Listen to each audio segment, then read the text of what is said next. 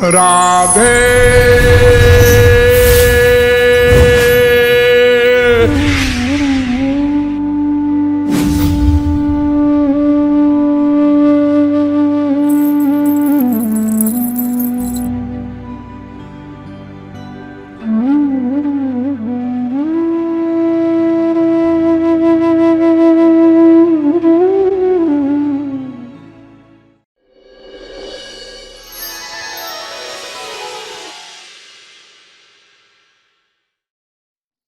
यं शैवा समुपासते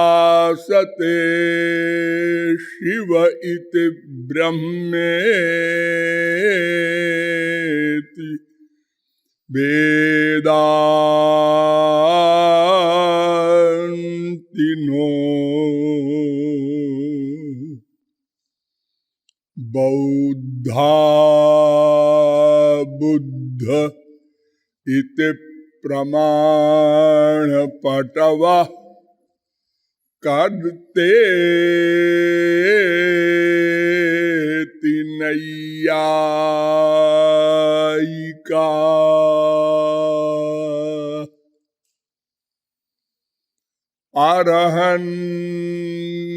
अर्हन्नित्यथ जैन शासनरता कर्मेति मीमांसका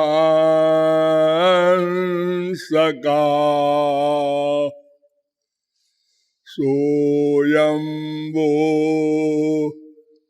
विदधातु वाञ्छितफलम्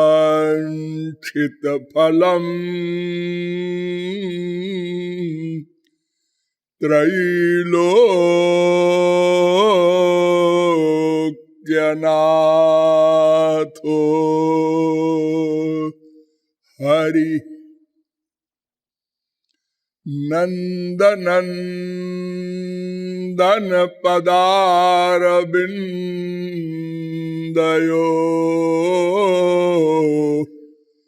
स्यन्दमान मकरन्दबिन्दवः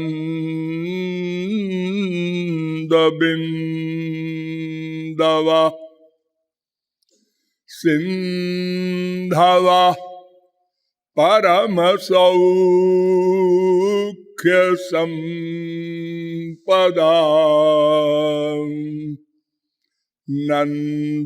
नन्दयन्तु हृदयं ममानिशम्।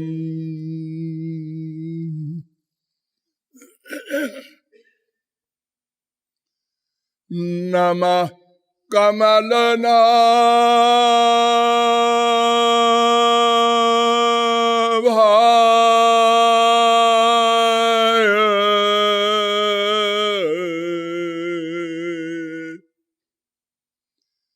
नमः कमलमालिने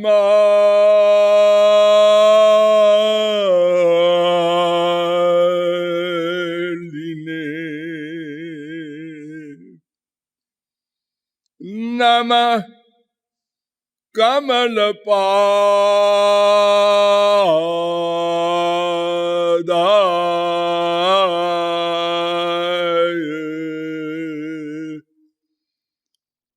नमस्ते कमलेक्षण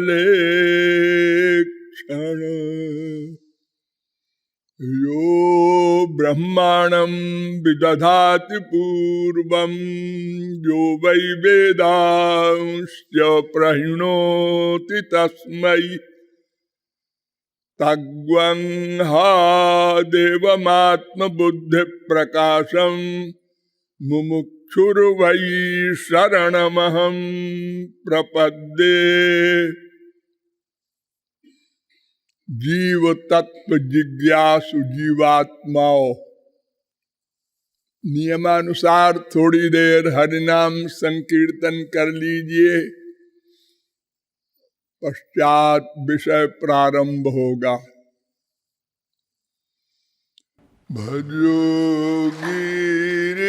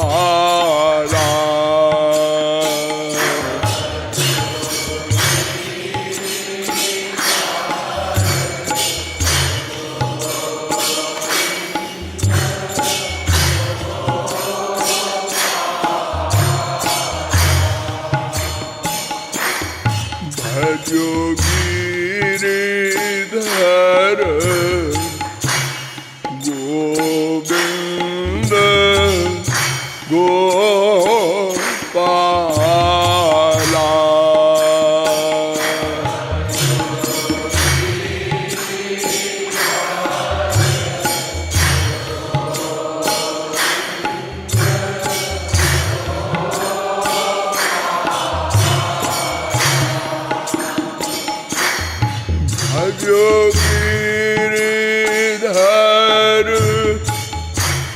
गोविंद गोपाला।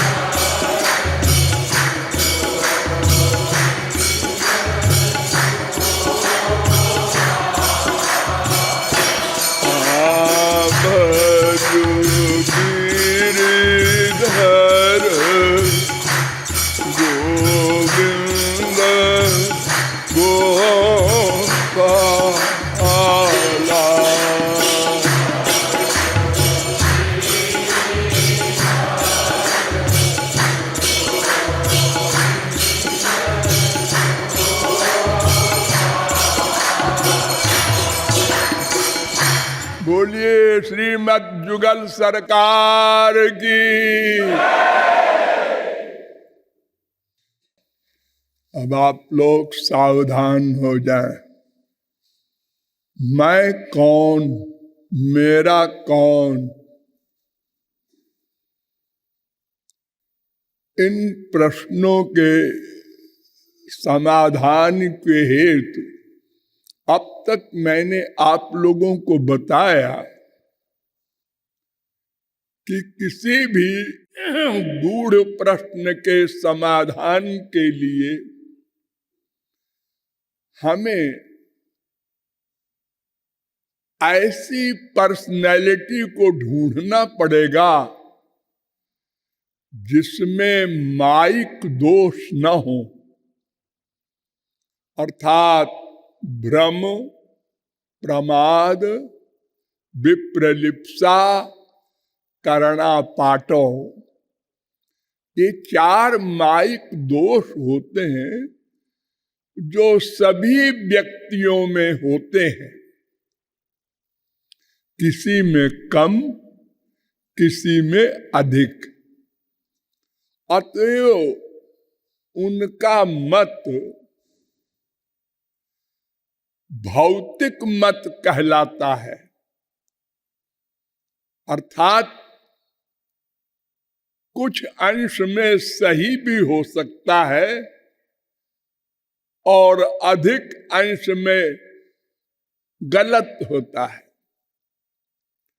उनके ग्रंथ भी कृत ग्रंथ कहलाते हैं और वे ग्रंथ प्रमाण स्वरूप नहीं होते।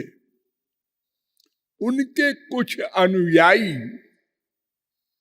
उसको प्रमाण रूप में मानते हैं, लेकिन वो सार्वभौम मान्य, निर्विवाद मान्य प्रमाण नहीं है। अतएव कृत ग्रंथ को छोड़कर स्मृत ग्रंथ और विनिर्गत ग्रंथ, इन दोनों के द्वारा विचार करना है और किया गया। विनिर्गत ग्रंथ तो केवल एक है, वेदोपनिषद, और स्मृत ग्रंथ बहुत से हैं जो महापुरुषों के अनुभव के द्वारा लिखित हैं वे भी प्रमाणीभूत हैं, क्योंकि ये चार दोष उनमें नहीं है, वे मायातीत हैं। भगवान को प्राप्त कर लेने के बाद वो निर्दोष हो जाता है। आत्माराम पूर्ण काम परम निष्काम निर्ग्रंथ हो जाता है। अतएव उसका प्रमाण विनिर्गत ग्रंथ वेद के प्रमाण के समान माना जाता है, क्योंकि उसका प्रत्येक वाक्य वेद के प्रमाण के अनुसार होता है और अनुभूत होता है।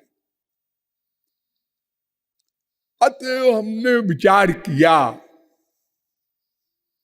पहले वेदों के द्वारा उपनिषदों के द्वारा,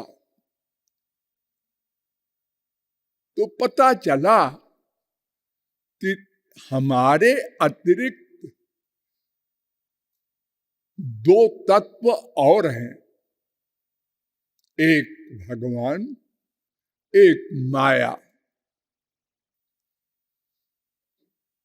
और इस प्रश्न के समाधान के लिए यद्यपि हमारे विश्व में अनंत वादों का विवाद सदा से चला आ रहा है, वादों को यदि गिना जाए तो एक पुस्तक बन जाए,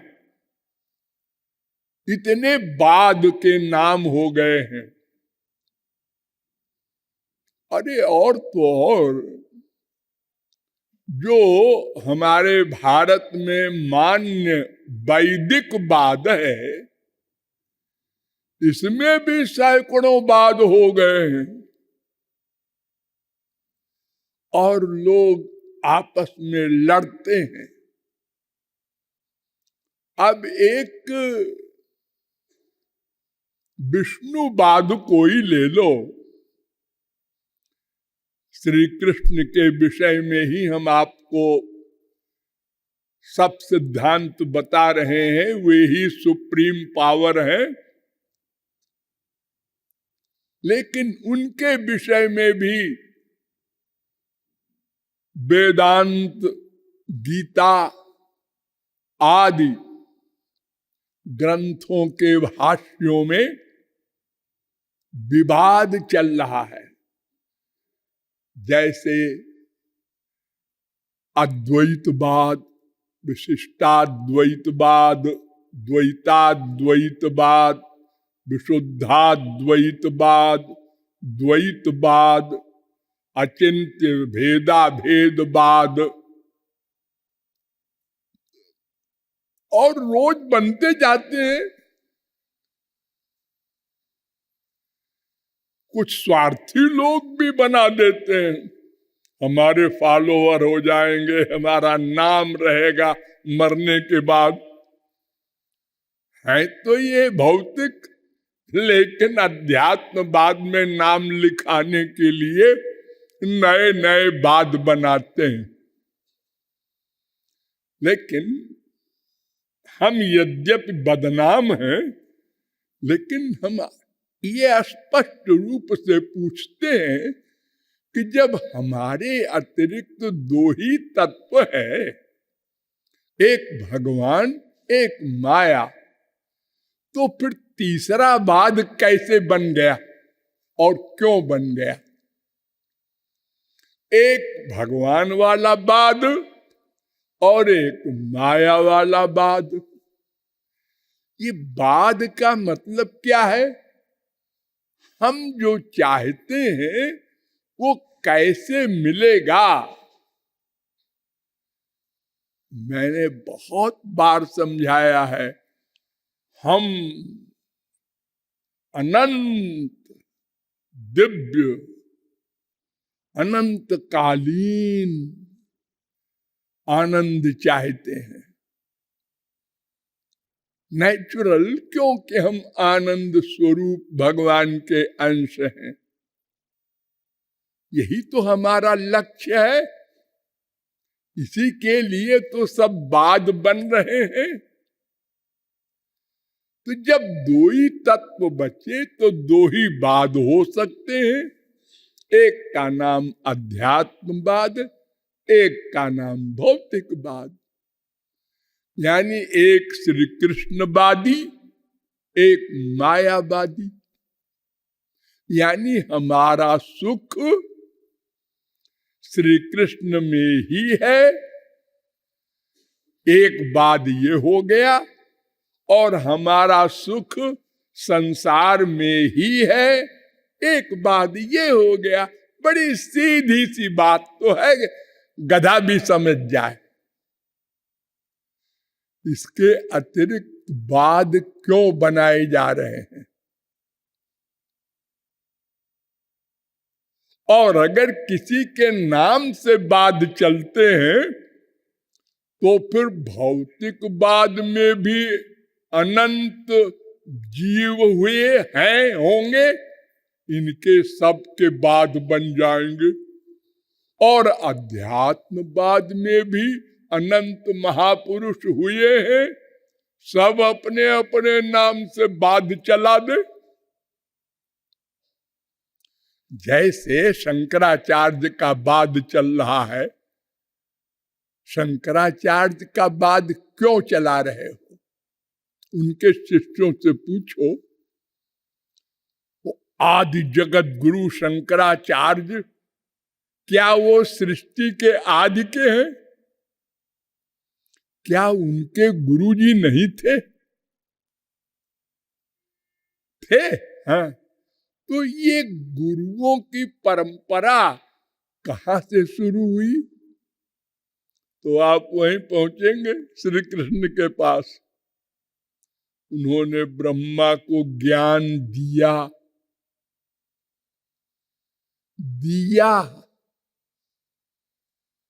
ब्रह्मा पैदा तो हो गया भगवान की नाभि से, लेकिन वो यही नहीं समझ सका मैं कहां से आया। उसी नाल में समाधि के द्वारा घुस गया पता लगाने को, और हजारों वर्ष पता लगाता रहा। तो ताम नाध्य गच्छत, संवत्सर सहस्रांते धिया योग विपक्वया, 3-6-38 भागवत।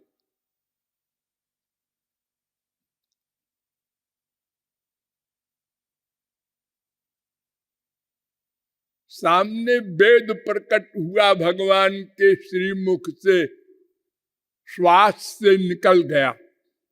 लेक्चर नहीं दिया वेद का, ये सनातन शब्द हैं वेद के, प्रकट हो गए। जैसे ब्रह्मा प्रकट हुआ, ऐसे वेद प्रकट हुए। ब्रह्मा ने देखा, नहीं समझ सका। वेद को ब्रह्मा नहीं समझ सका।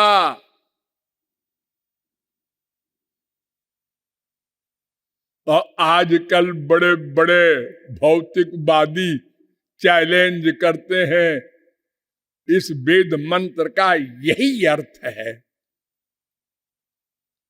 ऊट पटांग अर्थ किए जा रहे हैं अपने अपने स्वार्थ सिद्धि के लिए।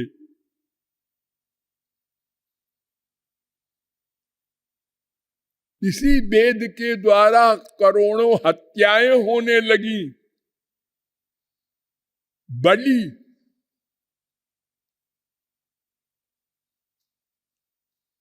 तो बुद्ध का अवतार हुआ और भगवान ने कहा वेद ओद कुछ नहीं होता। लो, वेद ही के विरुद्ध बोले भगवान स्वयं। क्यों? इसलिए कि उसी वेद को आधार मान करके लोग हिंसा करने लगे। आज भी बहुत से मंदिरों में भैंसे बकरे काटे जाते हैं, निर्जीव निरीह जीवों की हत्या होती है। इससे देवी जी, शंकर जी, गणेश जी, खोपड़ा जी खुश हो जाएंगे। अरे तुम ही तो एक दिन पशु बने थे, अगर तुम्हारे गर्दन पर कोई तलवार चलाता या चलाया होगा तो कैसा लगा होगा। इससे भगवान खुश होंगे। तो वेद के अर्थ करने वाले आजकल अपनी अपनी चित्त वृत्ति और अपने अपने लक्ष्य के अनुसार अर्थ कर रहे हैं, आगे भी करेंगे, कौन रोकेगा। तो ब्रह्मा नहीं समझ सका तो तेने ब्रह्म हृदय आदि कवये मुह्यंत यत सूरया, भागवत के पहले ही लिख दिया। उन भगवान ने अपनी योग माया की शक्ति से ब्रह्मा को वेद ज्ञान कराया। तब ब्रह्मा ने और अपने बच्चों को वेद ज्ञान कराया। बच्चों ने अपने बच्चों को, बच्चों ने अपने बच्चों को, और इस प्रकार कराते कराते कराते कराते कलयुग आया। तो इसमें शंकराचार्य को कराया गोविंदाचार्य ने, फिर शंकराचार्य ने अपने शिष्यों को कराया। तो शंकराचार्य के अनुयायी क्यों कहते हो हमें? तुम वही बोलो ना, हम भगवान श्री कृष्ण के अनुयायी हैं। ये निर्गुण निराकार ब्रह्म का स्वरूप श्री कृष्ण का ही तो है कि और कोई बन गया निर्गुण निराकार ब्रह्म। ये ज्ञान मार्ग माने क्या? भगवान का भक्त, और भक्ति मार्ग वाले का नाम भी भगवान का भक्त। मैंने आपको बताया था ना, भगवान के दो रूप हैं, एक निराकार एक साकार। अरे आपके दो रूप हैं भगवान की, छोड़िए। एक आप निराकार है जो मां के पेट में आ जाते हैं शरीर में, और इस शरीर से फिर चले जाते हैं। उसी को आप लोग कहते हैं वो चला गया, वो मर गया। तो ये जो मैं है जिसके बारे में हम इतनी बड़ी विवेचना कर रहे हैं, ये निराकार ही तो है। लेकिन साकार शरीर धारण करके, और वो भी एक दो नहीं 84 लाख प्रकार के, जलचर भेद, भूचर, खेचर, उद्भिज, स्वेदज, अंडज, जरायुज। देखो कितने विचित्र विचित्र शरीर वाले जीव है। निराकार है सब, वो साकार शरीर धारण किए हैं। तो भगवान के बारे में कुछ लोग कहते हैं, अरे भगवान तो बस निराकार है, रह सकता है, वो साकार हो ही नहीं सकता बेचारा। यानी हम तो हो सकते हैं, भगवान नहीं हो सकता।